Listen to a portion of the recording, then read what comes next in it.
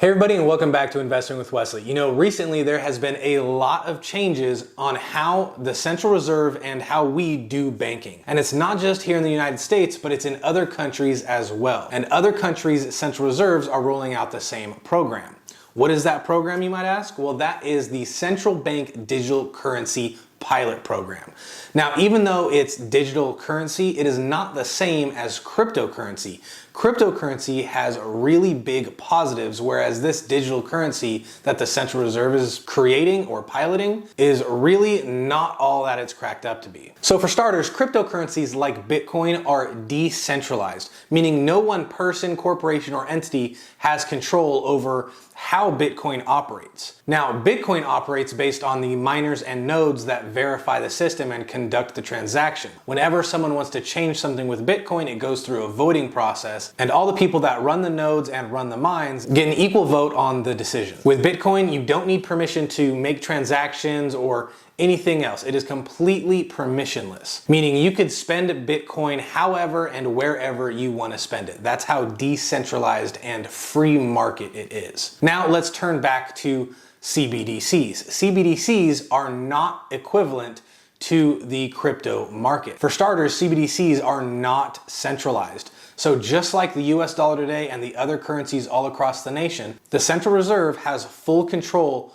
on this currency. They have the control to create currency out of thin air and delete the currency just like they do with the US dollar today. So from a usability standpoint, CBDCs will operate almost identically to how we operate our money today. The central bank will create the money digitally, issue it to the government or the banks, and through the process and through the steps, you'll eventually get your money as well. It'll operate pretty much exactly like the banking system operates today, with one huge difference. Central bank digital currency is programmable money because it is completely digital. In today's world, if the central bank wants to adjust the economy or fine-tune certain areas of the economy, they have to use basically a blunt instrument approach. They have to either increase or decrease interest rates, decide to print money or perform QT, but that doesn't just affect one particular point of the market, that affects everything as a whole, as we've seen across the markets this year. With central bank digital currency, you can program the money only to be spent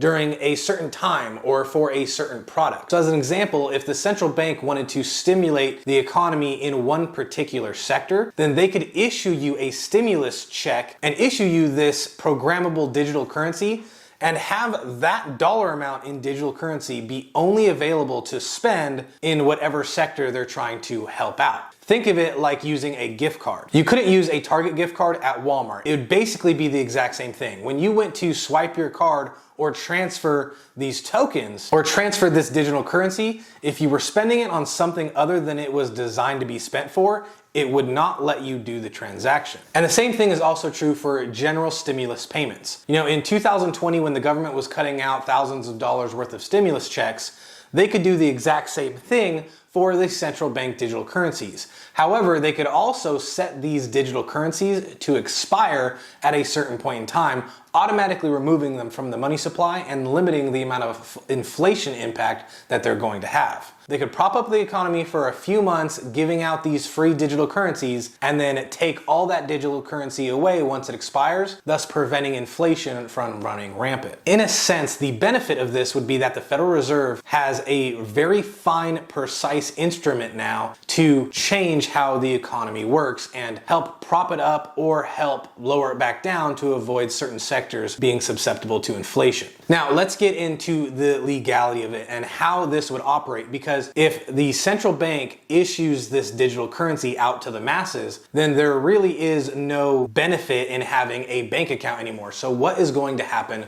with the banks? Well, when a central bank digital currency is released, all the banks now become node operators, similar to how Bitcoin's blockchain works. Several nodes verify transactions to ensure that the blockchain remains secure. Now, the central bank digital currency will be part of a blockchain, but it won't work the exact same as Bitcoin because it is centralized. So all the banks will be nodes for the central bank's digital currency's blockchain, and they'll be cycling ledgers in order to verify that the transactions are legit. The functionality of it would be that that instead of going to Chase Bank or Wells Fargo or whatever bank you bank with, now you would have a wallet or an account directly with the Federal Reserve. And they're already piloting how that app would work. The app or website is called FedNow, and it's a Federal Reserve account for individuals regarding this CBDC. So you would create your FedNow account, be issued your tokens, you'd have a FedNow wallet, and the banks would go around verifying transactions on the ledger and basically operating as nodes. Now you'd probably still be able to go to your local bank and get a loan or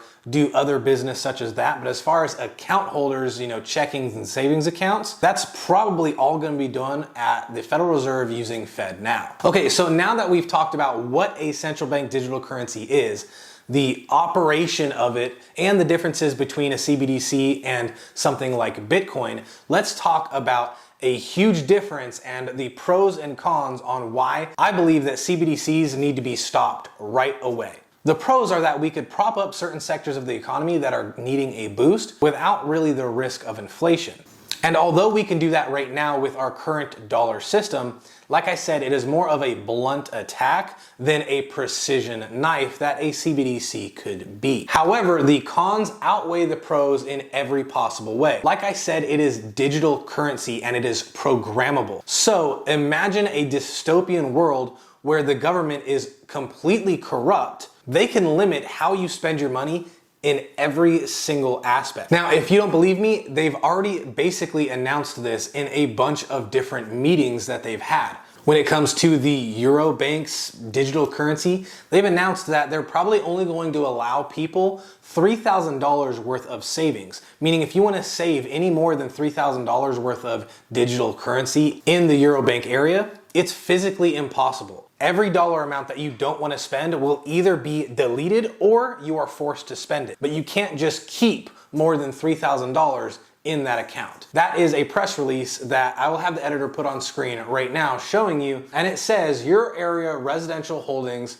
of a future digital currency could be limited to 3,000 euros to prevent bank run. Already the potential for corrupt governments to limit your savings or limit your spending is already being talked about. Now also imagine political interests get involved. Imagine that the left side of the political spectrum limiting how you spend your digital currencies and saying you can no longer spend your digital currencies on weaponry or ammunition. Or imagine the right side of the political spectrum being in power and saying you can no longer spend your digital currencies on green energy. Instead, you have to use fossil fuels and spend your money there. There's even talks of the IMF, the International Monetary Fund, recommending to central banks all across the world to implement a carbon emission or carbon output limit. So they could honestly limit your spending based on anything. Anything that serves the political interest of whoever's in power or control of this central bank digital currency. Now, I've told you time and time again in the past that the Federal Reserve is not a government entity. However, they're non-elected officials appointed by the government itself to run it as the government agrees upon. So even though they're not a government entity, they do still work for the government and are susceptible to operating however that government sees fit.